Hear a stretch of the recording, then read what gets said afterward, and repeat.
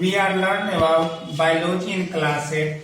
In previous class, you study about crop production, here type of crops and agriculture, animal husbandry are also studied और in previous class.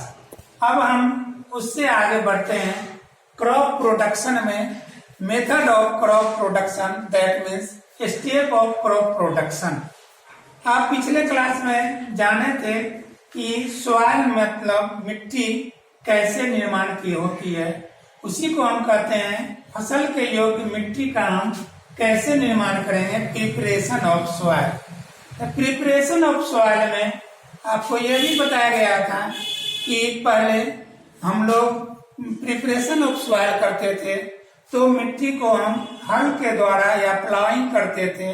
अब नए technology से हम हल का उपयोग कम करते हैं और ट्रैक्टर का यूज या जीरो टिलेज मशीन का यूज करते हैं. प्रिपरेशन ऑफ सॉइल में हम मिट्टी को प्लाइंग और लेवलिंग करने का काम करते हैं ताकि उसमें हमें सीड डालने में, सोइंग ऑफ सीड और सिलेक्शन ऑफ सीड्स में आसानी हो. अब हम आगे बढ़ते हैं. प्रिपरेशन ऑफ सॉइल के बाद हमारा आता है सिलेक्शन ऑफ सीड. सबसे पहले जानेंगे कि सीड क्या होता है. तो सीड हमारा प्लांट का एक फ्रूट पार्ट में ग्रेन्स होता है जो न्यू प्लांट को जर्मिनेट करने में हेल्प करता है, उसे हम सीड्स कहते हैं. सीड्स का 3 टाइप का सीड्स होता है. एक होता है फाउंडेशन सीड, एक होता है जर्मिनेटेड सीड और एक होता है सर्टिफाइड सीड्स. आज के जमाने में न्यू टेक्नोलॉजी में हम हाइब्रिड सीड का यूज करते हैं जिसका उद्देश्य अधिक से अधिक उत्पादन पर ध्यान देना है. तो सिलेक्शन ऑफ सीड्स में किसान प्रायः अपने घर का बीज का उपयोग करते थे जिसके कारण फसल का उत्पादन पर प्रभाव पड़ता था. अधिक खर्च होने के बावजूद भी हमारा फसल उतना अच्छा नहीं हो पाता था. अभी के जमाने में सिलेक्शन ऑफ सीड्स में हम ब्रांडेड सीड यूज करते हैं जैसे RAU का राजेंद्र सीड्स, पायोनियर सीड्स और मसीना सीड्स.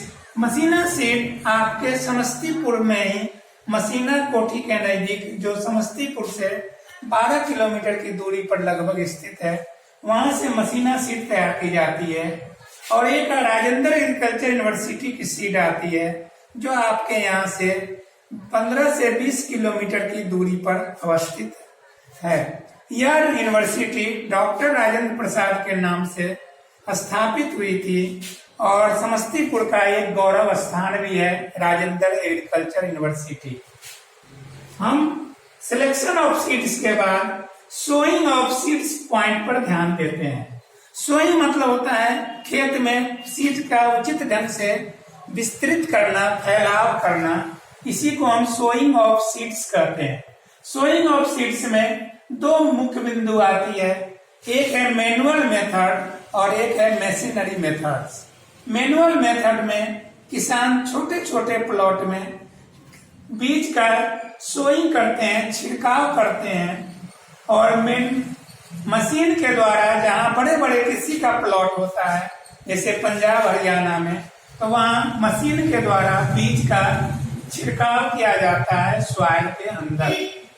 चौथा पॉइंट है हमारा मैन्योरिंग एंड फर्टिलाइजर.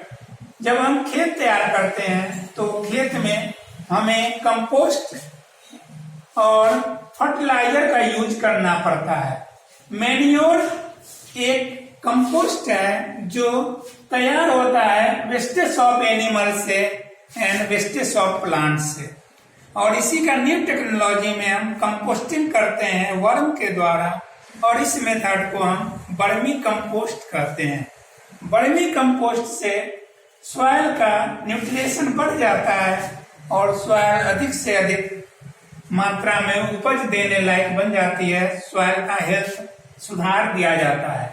लेकिन फर्टिलाइजर हमारा एक केमिकल प्रोडक्ट्स है जो नॉन बायोडिग्रेडेबल है और यह हमारे सॉइल को फर्टिलाइज तो करता ही है लेकिन उसके हेल्थ पर हार्म इफेक्ट डालता है नॉन बायोडिग्रेडेबल होने के कारण और पॉल्यूशन क्रिएट करता है.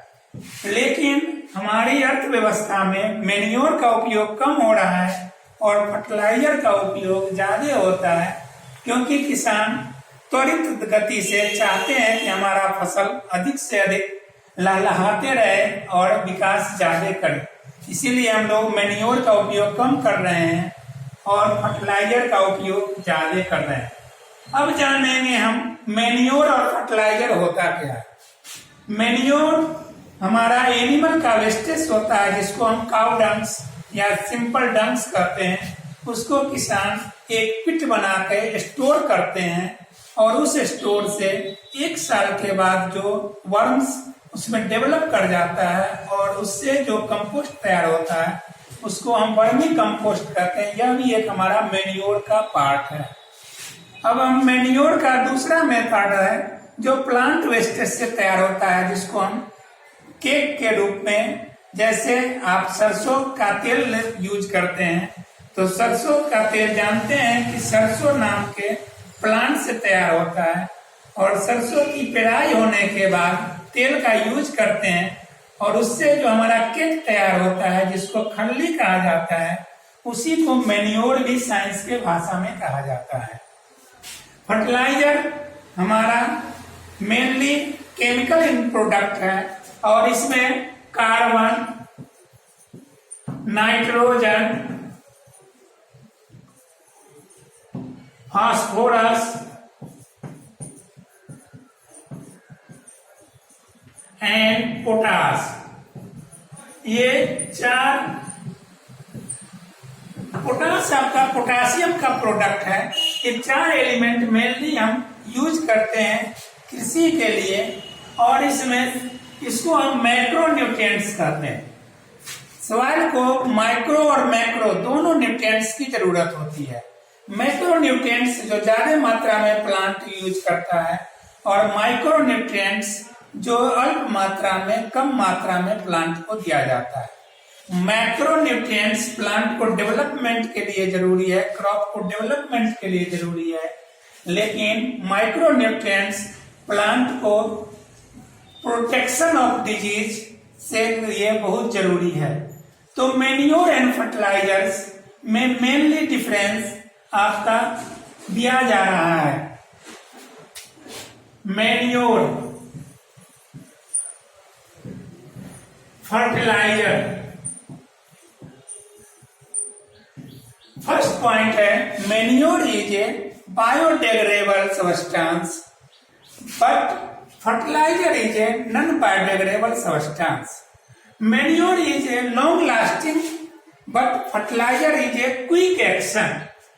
Manure is a product of plant and animal wastage, so it is easily decomposed by soil nutrients, and fertilizer is a chemical substance, so it is not easily degradable by soil products.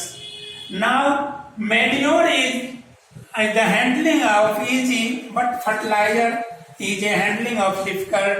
It give a pollution. Manure give not a pollution. अब हम manure and fertiliser के बाद 5th point पर आते हैं, जिसमें irrigation कहते हैं। इरिगेशन मीन्स होता है वाटरिंग ऑफ क्रॉप्स।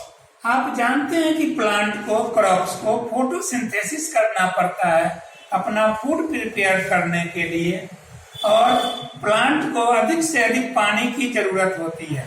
पानी की मात्रा सॉइल में अवेलेबल कराने के प्रोसेस को हम इरिगेशन कहते हैं। इरिगेशन के अपने यहाँ 2 मेथड है, एक कन्वेंशनल मेथड और एक है new technological method. Conventional method में हम यूज करते हैं पॉन्ड्स, वेल्स, ट्यूबवेल्स, ईटीसी यानी इत्यादि का उपयोग करते हैं। पहले के जमाने में लोग, किसान अधिक से अधिक नदी के किनारे खेती करते थे और यही कारण है कि हमारी सभ्यता नदी किनारे डेवलप हुई थी। जैसे इंडस वैली सिविलाइजेशन का नाम सुने होंगे। सबसे पहले भारतीय यानी इंडियंस लोग सिंधु घाटी यानी सिंधु नदी के किनारे खेती का कार्य शुरू किए थे और वहीं से हमारा सिविलाइजेशन डेवलप हुआ था। तो नदी किनारे खेती करने का सबसे बड़ा फायदा यह है कि उनको इरिगेशन करने में नदी से हेल्प मिलती है, आसानी से नदी से वह पानी को यूज करते हैं प्लांट को देने के लिए, और इसी प्रोसेस को हम इरिगेशन कहते हैं या वाटरिंग ऑफ क्रॉप्स कहते हैं। अब आते हैं हम 6 प्रोसेस पर, जिसमें वीडिंग कहते हैं। वीड मतलब होता है unwanted plant grow in crops known as weed, and process of removal weed is called weeding, यानी खेत से हम घास को अलग करते हैं, क्रॉप से फसल से अलग करते हैं, इस प्रोसेस को हम वीडिंग कहते हैं। अभी के जमाने में न्यू टेक्नोलॉजी में वीडिंग करने के लिए मैन्योर से अधिक हम केमिकल्स पर यूज करते हैं, और वैसे हम केमिकल्स को या दवा को हम वीडीसाइड का नाम देते हैं। जो घास को मारने का काम करता है वह वीडीसाइड कहलाता है।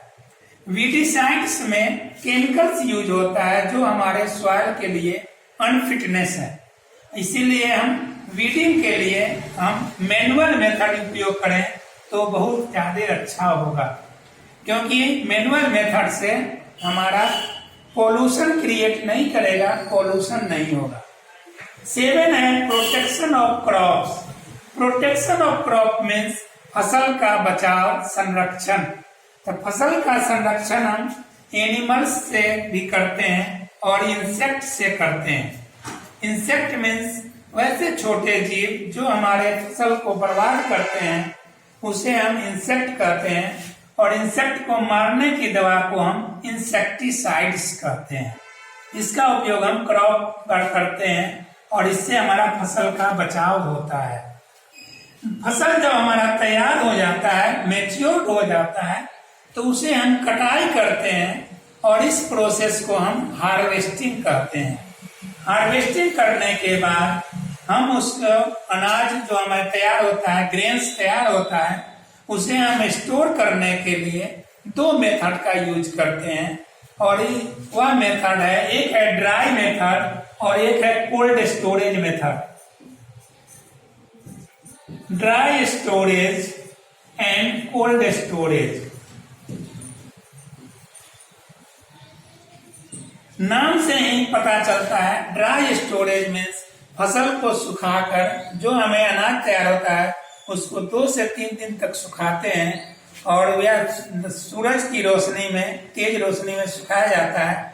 जब अनाज के अंदर 13 से 14% नमी रह जाती है, तब उस अनाज को हम स्टोर करते हैं, और इस स्टोरेज को हम ड्राई स्टोरेज करते हैं। और लास्ट में हमारा है कोल्ड स्टोरेज, जिसमें हमारा जूसी फ्रूट्स जैसे टमाटर, आलू, सेब, नारंगी, इस सब का स्टोरेज करते हैं। तो इसको हम माइनस टेम्परेचर पर जमा करते हैं, और इसके लिए हमें कोल्ड स्टोरेज का हेल्प लेना पड़ता है। तो ये आपका 9 मेथड था जो हमारा क्रॉप प्रोडक्शन में हेल्प करता है। इसे हम मेथड या स्टेप ऑफ क्रॉप प्रोडक्शन कहते हैं। थैंक्स।